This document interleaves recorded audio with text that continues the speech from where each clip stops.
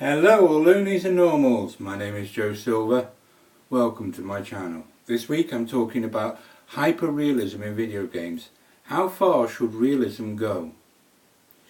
I may have spoken about this subject before or something similar, I can't remember, but let's begin. So, you're playing your favourite video game, right? And something happens and you go, hang on a minute, why have they included that? For example, let me have a look, let me see. For example, Scum. I'm pretty sure I've spoken about Scum before, but just in case I haven't. It's a game where you're put on an island as a prisoner with with nothing really, and you've got to survive and basically survive and live, right? That's fine. I mean, it's a bit violent because it can get like PvP and stuff, and PvE and PvP and so on, right? But here's the thing. They have made that game hyper realistic. You poop, you pee. Oh, and update. You now can take your clothes off completely, run around completely naked with your donga flapping in the wind. No joke. If you're a male, and they all are because they haven't added females yet, you can be showing off your junk. And you can even adjust the size of your junk. Yes, I'm not kidding. Now, this brings the question. Hyperrealism. How far is too real? I mean, I was also going to talk about blood in video games. Do we need blood in, blood and guts in video games? Again, it falls under the same subject. Hyperrealism. How real is too real? But let's come back to Scum and go to that in a minute. This game is supposed to be a survival game. I get that. It's supposed to be realistic. I get that. But again, how far is too far? I thought that the need for the toilet was for both versions of the toilet, 1 and 2, was bad. But now the junk. Why? We don't need to have that flapping around. And if they do add women prisoners, are they going to let them have sex with each other as well and show it in graphic detail? Why do we need that level of realism? Why? Heck, are they going to add it so that the male prisoners can have sex with each other? Now look, before anybody jumps on me and says, "Oh, homophobic," I'm not. What's people do in the privacy of their own home is their business. But again, how far in realism is too far? And I really feel like that is going too far. We don't need to see the junk. We don't need to see them go to the toilet. I know in video games people are eating and eating and eating and they never have to go to the toilet, and you're like, but it's very rare that you hear somebody say, wouldn't it be nice if they could go to the toilet? Because people don't want that from a video game. It's understood why they don't go to the toilet, because they don't need it. It's not needed. Yeah? I mean, maybe we've heard 1 or 2 people joke about it, going, "Oh, isn't it a good job they don't have to go to the loo? All this stuff they're eating, it'd be awful." Yeah, well, I've got news for you. In Scum, if you eat the wrong things, you can get diarrhea. You can end up puking your guts out.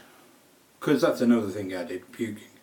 This is what I'm saying. It is hyper-realistic, and I'm looking and I'm thinking, how far is too far? And the same with blood and guts. Right? We know that if somebody was to get stabbed or shot in real life, they would be bleeding like all heck, yeah? They would be bleeding. Right? They really would, badly, etc., etc. We understand, this is understood. But again, my question is, in video games, do we need to see that? Do we need to hear the person screaming and bleeding all over the place and going and stuff? Do we need to hear that? How far is too far? Don't we really need blood and guts splattering all over our screen? You know, and all that gore. Like I said, there is realistic, and then there is realistic. You know, what is too far before we turn around to the devs and say, stop, enough is enough. This is too far. I mean, I honestly don't know what to say, because my opinion is that there doesn't. It might not be very realistic, but if I do play violent games, and I don't play the hyper-violent games very often. I mean, I know I'm playing XCOM at the moment, which someone could say, oh well, that's violent, and that's got blood in it. Fortunately, it's only alien blood, so it's not so bad, but still, I agree, does it really need it? But the point is, alright, this is the thing.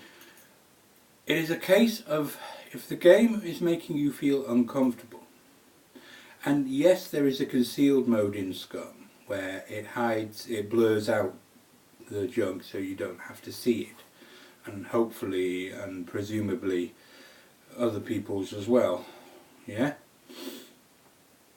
But again, why put that feature in at all? Why make the video game that realistic? Like I said, I haven't heard of it happening yet, but does that mean there's going to be a sex mode where you can have sex with the prisoners, or would that be considered pornographic and the adult only? Would that be going too far? Would they say, oh no, we'd never do that? And if the answer is yes, if they say we'd never do that, I say, well, that's a bit hypocritical of you. You'll let them see the wiener flopping around in the wind. People could make it so long that it actually dips underneath the blurry, so you could just see the tip of it. Yes, it's actually been done that way. So, you know, you can do all that, but oh no, having sex on screen, no, you can't possibly do that. That would be pornographic, that would be inappropriate. You know? This is what I'm saying. It doesn't make sense either way. Now the chances are in the game like Scum that nobody lets another player get near enough to find out if that happens or not, because reasons they tend to go around shooting people. But my point is still the same, it's still valid. What really, yeah? What really is too far? What, you know, how far is too far? What is considered too realistic? Because, thing is, here's what really makes me laugh with Scum. Because it's PvP as well as PvE multiplayer, they will go to the length of making sure that you have to eat exactly the right things so that your character doesn't start exploding with explosive diarrhea all over the place, yeah? So that you don't get ill and so on. But they won't let him sleep. Absolutely no sleep in the game whatsoever. They've gone to all that hyper-realism, added in everything that they really shouldn't, that most of us are looking at, the most average person is looking at and going, we don't need this in the video game. Why? Yeah? But they won't have sleep. The character never sleeps, so... Again, what? All this realism, but he doesn't sleep. And I've had discussion about this with streamers, and they say, oh well, you can't sleep because you can't have sleep in it because it's multiplayer. Somebody could come along and kill you while you're asleep, or leave you vulnerable, or whatever, or this or that or the other. And it's like, okay. And they're saying, well, we imagine when you log off, you sleep. Okay. we will run with that. But seriously, if you're playing the game for hours, then that's going over several days of not sleeping. Your character would be exhausted, he would be absolutely wrecked, and if you really want to add realism, reflecting that would be a good idea. I mean, it'd certainly be more acceptable than going so hyper realistic that you've got body parts flopping around that people don't really need to see, that you've got them pooping and peeing all over the place, that they can throw up because they've eaten something nasty. This is my point. There is appropriate and not appropriate. There is hyper-realism and then there is just realistic. There are games that I play that are realistic where things happen and you go, well, yeah, that's what would happen. And that's fine. I mean, depending what they are, that's fine. You know, like I said, like, for example, if they make a game where you get tired and because you're tired, you can no longer hold your weapon or you can no longer hunt or whatever, you know, like you're tired, like Long Dark. In the Long Dark, if you're injured and your arm is hurt, you can't lift your weapon to hunt because you're injured. That's how it works. And that's fine. That's fine. There isn't an excessive amount of blood spurting everywhere. I mean, occasionally if you're attacked by a wolf you'll see bloody snow, but you move on and it doesn't keep bleeding. It's just, that's it. That's all you see and you move on. It's not too bad. It's okay. You know, it's an okay, acceptable level. But this is what I'm trying to say. Games sometimes just go too far. I know that they are pushing for more and more realistic looking games. I know that they are pushing basically toward VR because they want more and more immersion into the games. But at what point do we draw the line? At what point do we stop?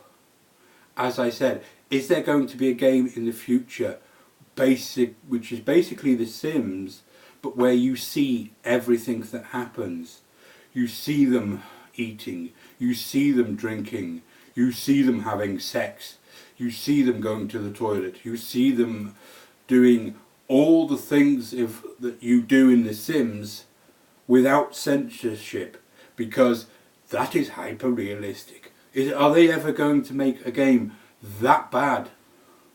Because let me tell you, if that game ever got out, if that game ever made it past the censors, there would be an uproar from parents, or at least any parent who'd got a decent moral code would, because it would be too far. But they may make a game like that one day. I mean, good grief, can you imagine The Sims in VR? You're in VR and so you're one of the Sims walking around eating, drinking, going to the loo, having sex, kissing. And can you imagine that in VR? That would be awful. That would be absolutely disgusting. It wouldn't be cool in any way, shape or form. But with the push toward VR and the push toward hyper-realism, I can see them making a game like that. But they shouldn't.